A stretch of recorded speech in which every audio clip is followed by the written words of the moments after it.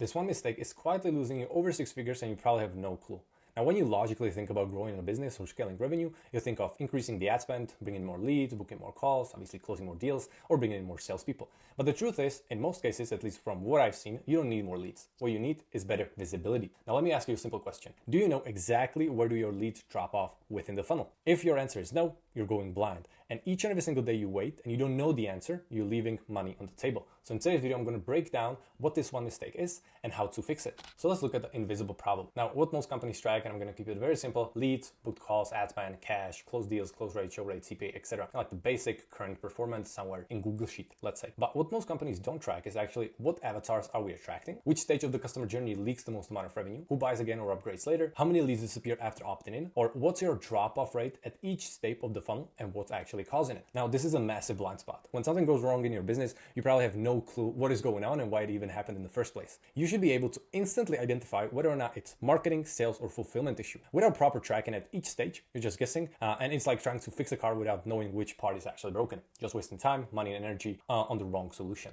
Now let's go over a real customer journey. Again, let's keep it very simple so you understand. So we run ads to acquire new leads, right? They opt in, eventually they book a call, then they maybe show up, then close, and eventually, if we can, we will upsell them on a different service that we have. Now think of your funnel like a bucket with water flowing through it. If your bucket has holes at any stage, you're losing money. Now, if you only track calls and closes, you miss everything in between. That's where the money leaks. And what's actually worse is you have no clue that is happening. I cannot tell you how many times businesses that we work with were shocked at how many deals are actually slipping through cracks at any stage. Now, every water drop represents a real dollar value walking out of the door. So let me show you three different funnel scenarios I've created to give you more understanding of what exactly is going on. So we have generated, as we can see, 1,000 leads. We booked 200 calls. We have 100 calls show up or 100 people show up. We closed 20 deals and we have 0 upsells. Now, when we look at the conversion rate of each stage, we can see that only 20% of those 1,000 leads have booked a call and only 50% of them have shown up on the call. Now we can identify where the problem in the funnel is. So the insight is we're getting traffic, but almost no one is booking calls because we don't have anyone following up with those leads after they show interest. Maybe the actionable insight in this specific case would be to hire or assign a setter to call every single lead that opts in and does book a call. Now don't look at the conversion rate, something of the industry standards, is just for simple explanation. The next funnel is a little bit better optimized, but still leaking revenue at a specific stage. So we have the same amount of leads, however, we're booking twice as many calls. We have a very decent show rate, right? So 75%, so 300 people show up on the call. However, our close rate is awful, right? It's only 10%. So we closed 30 deals out of 300 calls.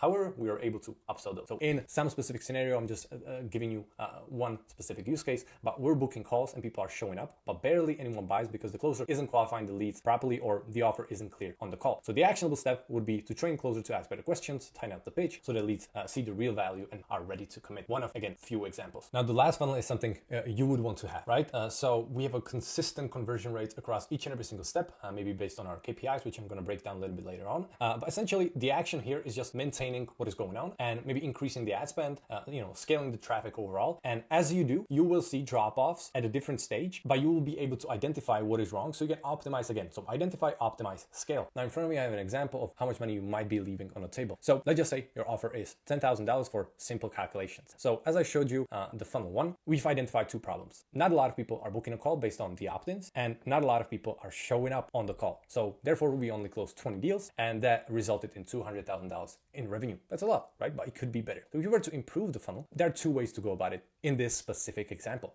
We want to increase the lead to book ratio. So how many prospects actually book a call based on the opt-ins? So we have 1,000 leads, then we increase the performance by only 10%. So instead of 200, we booked 300 people. Based on the same performance, so 50% show rate, as I showed you before, we closed 30 deals. That's $300,000 in revenue. That's $100,000 in difference with the same exact number of leads. Now let's say we want to improve the show rate, right? So we have the same amount of leads, we booked the same amount of calls, but instead of 100 people show up, 130 people show up, which would be from 50% show rate to 65% bump up, right? Or increase. And now based on the same performance, the same close rate, we closed 26 deals. Now that's $260,000 in revenue. Again, this is 60K difference with the same number of leads. You don't need more leads. You just need to fix what's broken in your funnel and you can't fix what you can't see. So if you don't have proper tracking like this in place, sales and marketing just become misaligned. Marketing thinks they're generating qualified leads. Sales think those leads are trash. Everyone points a finger at each other and nobody looks at the data.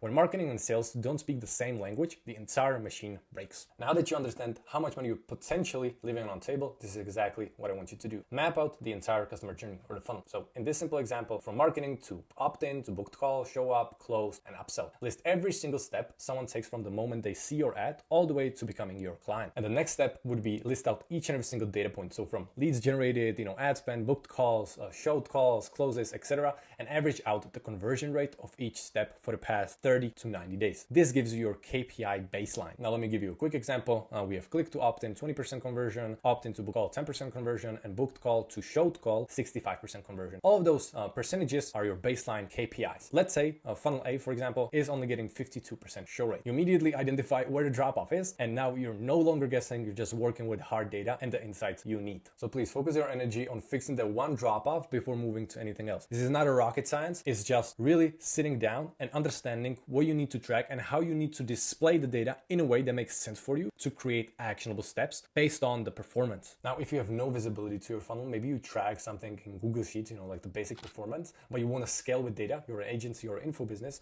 please book a call down below or check out our case studies. Other than that, thank you guys for watching, and I'll see you next one. Bye.